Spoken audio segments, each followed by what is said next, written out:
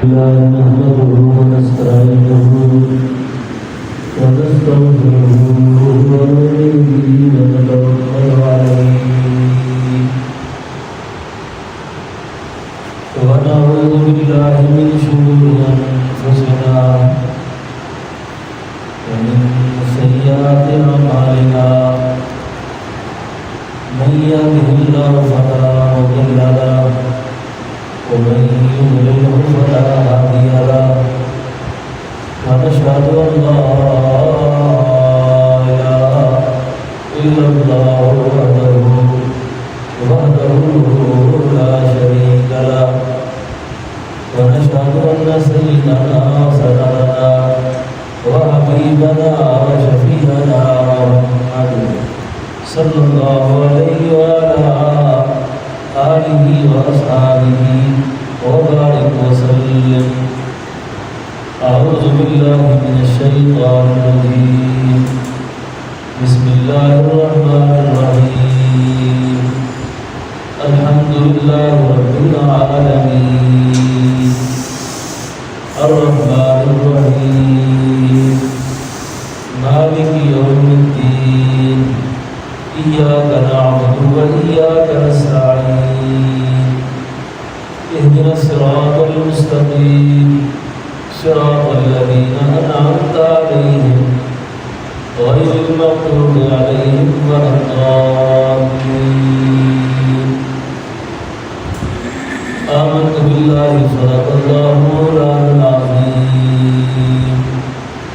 إن الله وملائكته يصلون على النبي يا أيها الذين آمنوا صلوا عليه وسلموا تسليما. اللهم صل على عبد محمد في الأرواح. اللهم صل على جسد محمد في الأجساد. اللهم صل على قبر محمد في القبور.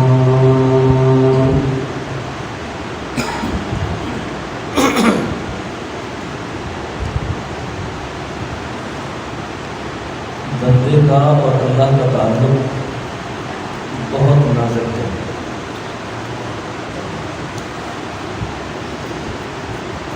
یہ اتنا نازک تعلق ہے کہ بندے کو ہر وقت اللہ سے اس کے فضلوں کا سوال رکھنا چاہیے کہ کسی وقت بھی اللہ میرا آپ سے تعلق رکھنا چاہے. اس وقت جو میرے ذہن میں مضمون آیا بیان کے لیے وہ مصنوعی شریف کا پہلا شعر ہے. مثالی مولانا روم مصنوعی مولانا روم جو ہے مصنوعی مولانا روم آواز آ رہی ہے آپ کو؟ سمجھ نہیں آ رہی؟ دعا کرو ہمارے اسپیکر خطرے کے باوجود ٹھیک نہیں ہو رہے. مستورات آئی ہوئی ہیں ورنہ اسپیکر ادھر ہوتا تو آپ کو صحیح سمجھ آئے گا. تو دروازہ بند کر دیں.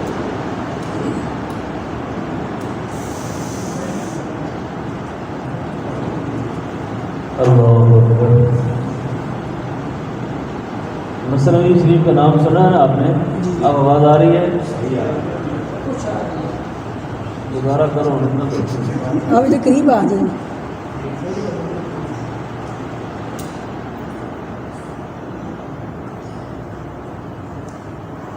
دیوبندیوں کے اسپیکر ہمیشہ ڈورے ہوتے ہیں.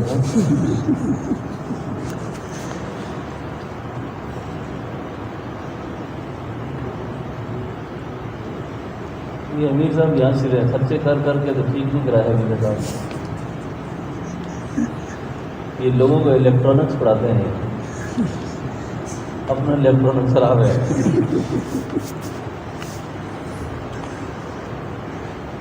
مصنوعی مولانا روم نام سنا ہے نا آپ نے؟ یہ بڑی روحانیت کی، تصوف کی، شریعت کی، طریقت کی، حقیقت کی، معرفت ذات کی بہت بلند پایہ کتاب ہے. اس کو ہمارے مدارس میں اور ہمارے علمی مراکز میں کتاب اللہ کے بعد یعنی قرآن شریف کے بعد بخاری شریف اور بخاری کے بعد تیسرا درجہ حاصل ہے مثنوی شریف۔ مثنوی کو اتنا بلند مقام حاصل ہے۔ مثنوی کیا ہے؟ مثنوی اللہ کے درد و محبت کے جام ہیں اس میں۔ مثنوی مولانا روم رحمۃ اللہ علیہ کے قلب کی وہ آگ ہے جو حضرت شاہ شمس سے ان کے سینے میں آئی تھی۔ میں جو مضمون بیان کرنے لگا ہوں ذرا غور چاہیے۔ ہر اللہ کا ولی جو دنیا میں اللہ کے نام کی محنت کرتا ہے نا، جس چیز کی جو محنت کرتا ہے آخر تک اس کے پاس وہ چیز ہوتی ہے نا۔ جس نے مال پہ دنیا پہ محنت کی دنیا اس کے پاس رہتی ہے۔ حدیث شریف میں آتا ہے کہ اللہ والوں کے چہرے، اللہ والوں کے وجود مفہوم اس طرح ہے کہ وہ ذکر کی کنجیاں ہیں۔ جب تو ان کو دیکھے، ان سے مجلس کرے، تجھے اللہ یاد آ جائے، تجھے اللہ یاد آ جائے۔ جس شخص نے جس چیز پر محنت کی ہے اس کے پاس وہ چیز ہوتی ہے۔ ہمارے حضرت فرمایا کرتے تھے کہ بعض لوگوں کو پیدا ہی اللہ نے اپنی یاد کے لیے کیا ہوتا ہے۔ تو زمانے کے جتنے بھی اتار چڑھاؤ، زمانے کے جتنے بھی حالات آتے ہیں ان کے باطن کو متاثر نہیں کر سکتے، نہ وہ متاثر ہوتے ہیں، کیونکہ ان کی پیدائش کا جو مقصود ہوتا ہے وہ یاد ہوتی ہے۔ ہر ولی اللہ زندگی میں جس چیز کی محنت کرتا رہا وہ معرفت کی محنت ہوتی ہے، اللہ کی محنت ہوتی ہے۔ تو پھر وہ دنیا سے اٹھنے سے پہلے اپنے سینے میں جو محبت کے اجزاء ہوتے ہیں، جو ان کے پاس بیٹھنے والے ہوتے ہیں، ان میں تھوڑا تھوڑا تقسیم کرتے ہیں۔ کیا کرتے ہیں؟ تقسیم کرتے ہیں۔ پھر جس وقت وہ ان میں تقسیم کر جاتے ہیں ایک نعمت مل جاتی ہے، پھر اس پر وہ خود محنت کرتے ہیں۔ اتنی محنت کرتے ہیں، اتنی محنت کرتے ہیں کہ ان کا وجود مشک اور گلاب کی طرح معطر خوشبودار ہو جاتا ہے۔ پھر جب لوگ ان کے پاس بیٹھتے ہیں تو ان کو خوشبو آنے لگتی ہے، ان کو خوشبو محسوس ہوتی ہے۔ اب ایک خوشبو کا ایک بڑا وافر حصہ ہوتا ہے، اس کے لیے کوئی خاص سینہ چاہیے ہوتا ہے۔ بات نہیں سمجھ رہے؟ تو حضرت شاہ شمس نے اللہ کے نام پر بڑی محنت کی، اللہ کے نام پر بڑی محنت کی۔ وہ خوشبو تقسیم تو انہوں نے بہت کی، لیکن موت سے پہلے انہوں نے ایک التجا کی کہ یا اللہ، یہ جو میرے سینے میں تیرا درد ہے، میں کسی کو یہ سارا دینا چاہتا ہوں، میرا وقت اخیر ہے۔ اللہ والا بخیل نہیں ہوتا، اللہ والے کنجوس نہیں ہوتے، شفیق ہوتے ہیں امت کے۔ شفقت اور محبت اللہ میں دینا چاہتا ہوں کسی کو۔ اب الہام ہوا، الہام، اب جیسے التجا کی نا، اس کے بدلے میں الہام ہوا، رہنمائی ہوئی کہ شاہ شمس ایسا کرو، قونیہ شہر میں چلے جاؤ۔ قونیہ، وہاں پر ایک میرا بندہ ہے، اس کا نام جلال الدین رومی ہے۔ اور پتہ یہ جلال الدین رومی کون تھے؟ یہ شاہ خوارزم کے نواسے تھے۔ اس زمانے کا جو بادشاہ تھا نا، اس کے نواسے تھے یہ. اس کا ظرف بڑا ہے، اس کا ظرف بڑا ہے. جو تمہارے سینے میں ہے یہ اس کو دے کے آ جاؤ. اللہ والوں میں سے بعض اولیاء ایسے گزرے ہیں نا جنہوں نے زندگی بھر خواجہ سراؤں کا روپ اختیار کیا. نہیں سمجھے آپ؟ زندگی بھر وہ شکل اختیار کی، وہ طرز اختیار کیا. اللہ کی توحید کا پرتاؤ جب ان پہ خاص پڑا نا، اس بات پر ہمیشہ ڈرتے رہے کہ ہماری کوئی حالت، ہمارا کوئی طرز عمل کسی پر ایسا واضح نہ ہو جائے کہ لوگ ہمارے بارے میں یہ پتہ چلے کہ یہ اللہ کا ولی ہے.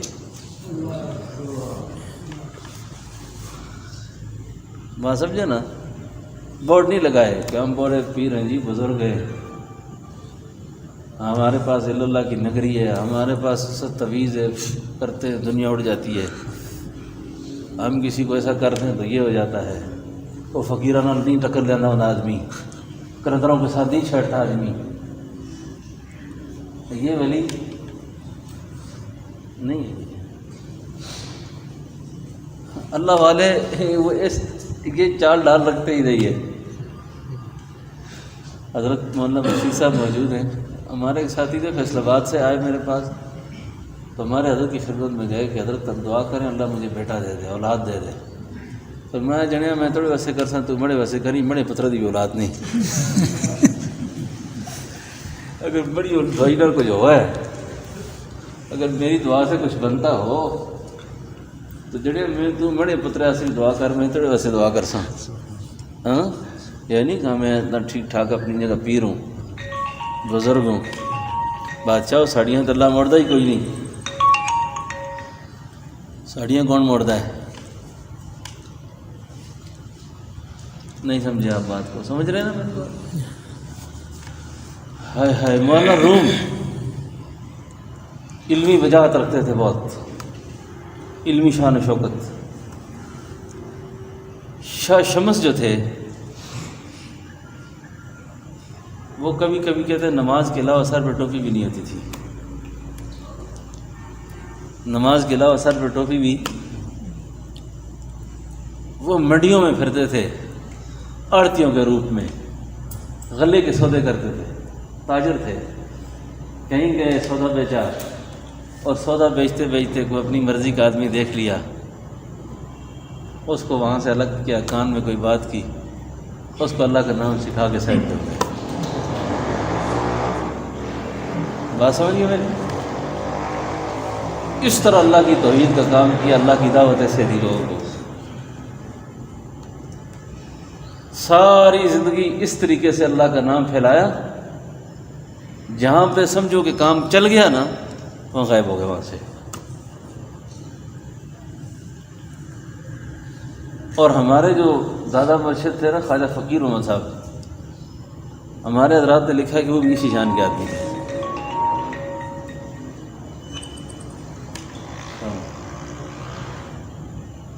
میں بیان کر رہے ہیں، مصروف ہم بات ہو گئی کرے.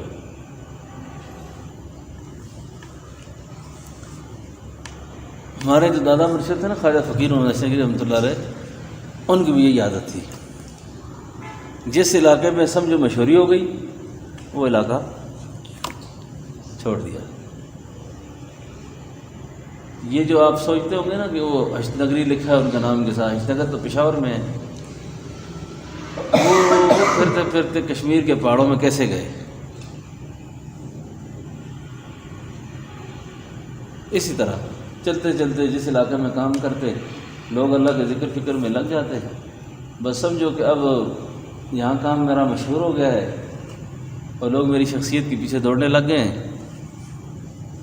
چلو جی، یہ بعض اولیاء پر ایسے حالات کا غلبہ رہا.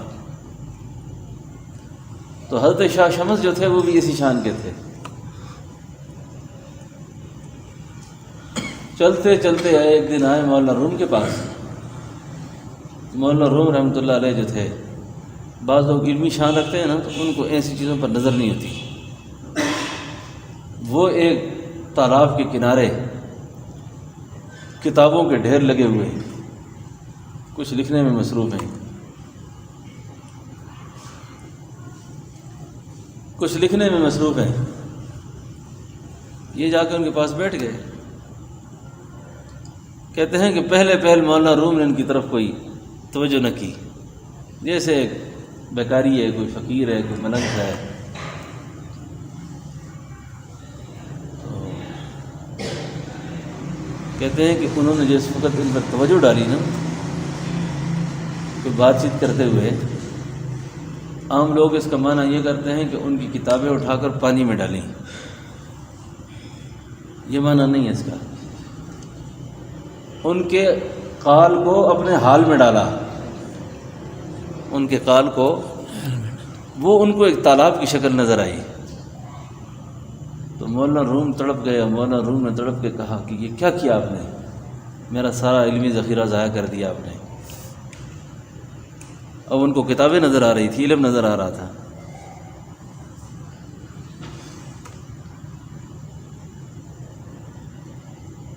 جس وقت ان کو پریشان دیکھا، انہوں نے وہی کتابیں خشک تھوڑی دیر کے بعد ان کے سامنے رکھی۔ تو پہلے مولانا روم سے شاہ شمس نے پوچھا پہلے کہ یہ کتابوں میں آپ کیا لکھ رہے ہیں؟ تو مولانا روم نے آگے سے بغیر التفات کی وہ کہا، تو نمی دانی، تیرا علم نہیں ہے یہ بابا جی، آپ آرام سے بیٹھو ادھر، تو نمی دانی، آپ نہیں جانتے ہو۔ جس وقت وہ خشک کتابیں پکڑ کر ان کے ہاتھ میں پکڑائی نا، انہوں نے پوچھا کہ یہ کیا ہے؟ انہوں نے کہا تو نمی دانی، وہ میں نے سمجھتا، یہ تو نہ سمجھتا، میں اس کو نہیں سمجھتا، تو اس کو نہیں سمجھتا۔ اب یہ ایک، اس کو خوارق کہتے ہیں، خرق عادت ایک کام تھا نا۔ بعض لوگوں نے نا جی اولیاء کرام سے کرامات طلب کیے ہیں، جیسے انبیاء سے معجزات طلب کیے ہیں نا۔ مقام ان صحابہ کو بھی ملا ہے، مقام ان لوگوں کو بھی ملا ہے جنہوں نے کچھ دیکھ کر ایمان لایا، لیکن جنہوں نے اندھی تقلید کی ہے، جیسے صدیق اکبر ہے۔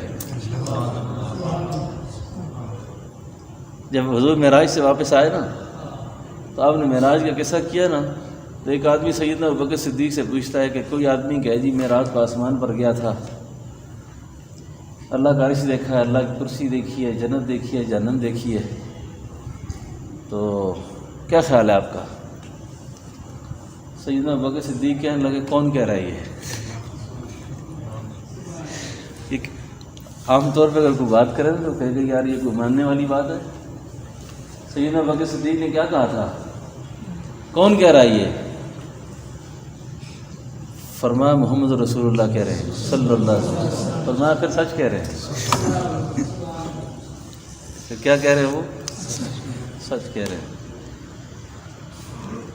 نہ کوئی معجزہ طلب کیا، نہ کوئی دلیل طلب کی۔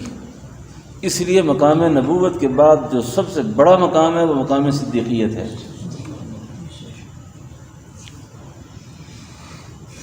بات سمجھے نا؟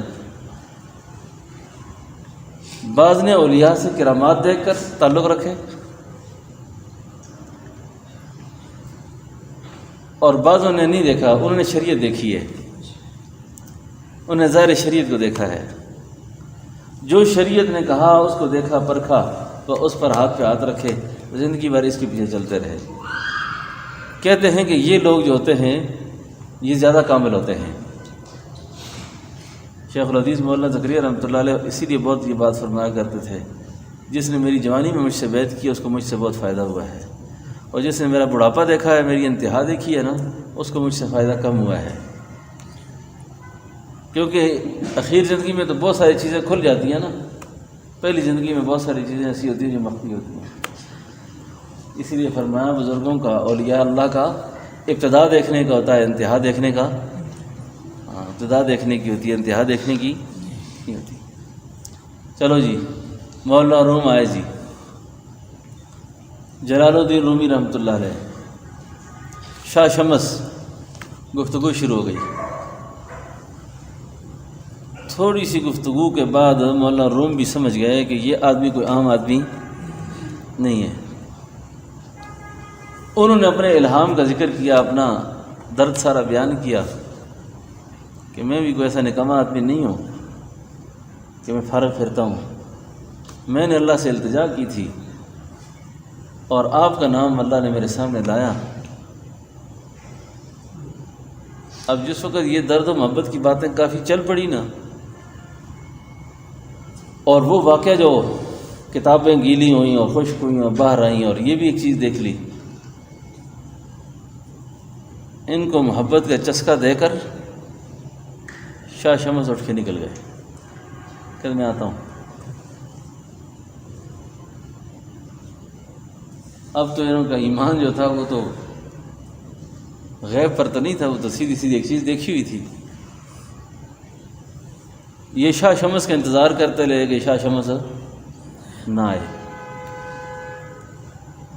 اب ان کو امتحان میں ڈال دیا گیا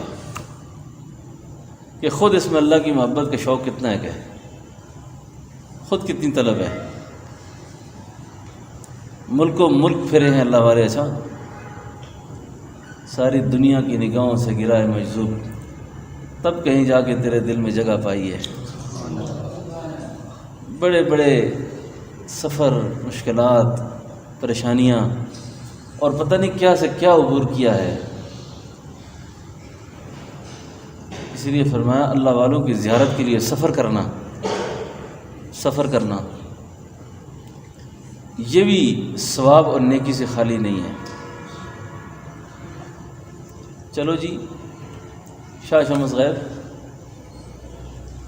اب مولانا روم کہتے ہیں دیوانوں کی طرح پھرتے تھے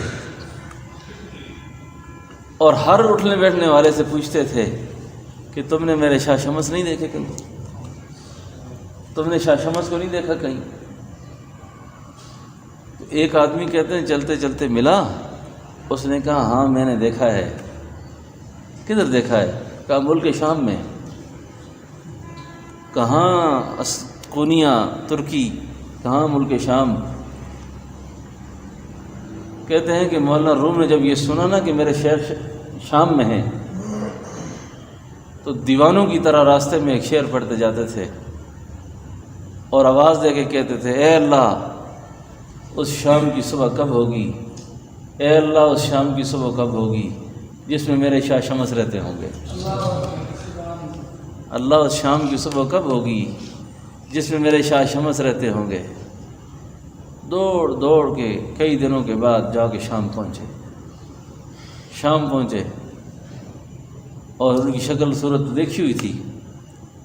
پھرتے پھرتے پھرتے ایک مقام پر شاہ شمس مل ہی گئے۔ جب ملے نا تو ملتے ہی پہلا شعر مولانا روم نے کہا، مولوی ہرگز نہ شد از مولائے روم، مولوی ہرگز نہ شد از مولائے روم، تا غلام شمس تبریزی رشد۔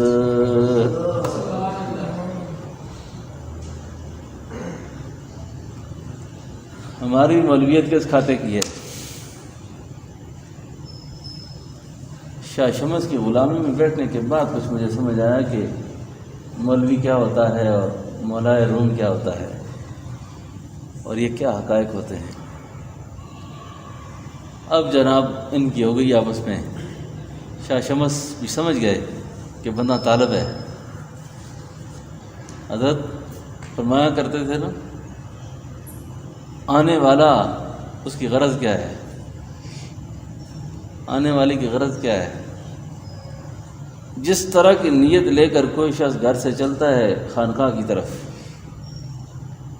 کوئی تعویذ کی نیت سے آتا ہے، اس کو تعویذوں والا فیض ملتا ہے، کوئی دم درود مانگتا ہے، کوئی رشتے مانگتا ہے، کوئی کیا مانگتا ہے، کوئی کیا مانگتا ہے۔ جو چیز جس کی نیت جو لے کر آتا ہے نا، اس کو اپنی نیت کے بقدر، حدیث میں بھی آتا ہے نا، بخاری کی جو پہلی حدیث ہے، انما الاعمال بالنیات وانما لامرئ ما نوى فمن كانت هجرته الى الله ورسوله ومن كانت هجرته الى دنیا يصيبها او امرأة۔ مکہ سے مکرمہ سے مدینہ طیبہ جب لوگ جا رہے تھے نا، تو مدینہ والے اتنے انصار اتنے عجیب تھے کہ جن کی 2-2 3-3 بیویاں تھیں نا، انہوں نے ان کو طلاق دینا شروع کر دی تاکہ مہاجر بھائی کے ساتھ اس کا نکاح ہو جائے۔ یہ بہت بڑا اثار نہیں ہے؟ صحابہ کا اتنا بڑا اثار، بھائی گھر تو دے سکتا ہے آدمی، روٹی بھی دے سکتا ہے، لیکن بیوی تو نہیں دیتا نا کوئی کسی کو۔ ہاں، یہ بھی اسلام پر فدا ہونے کا، قربانی کا کتنا بڑا جذبہ کہ اپنے گھر ویران کر کے دوسروں کے گھر آباد کیا۔ یہ تھے صحابہ، اپنی حویلیاں ویران کر دیں اور دوسرے مسلمان بھائی کا گھر آباد کیا۔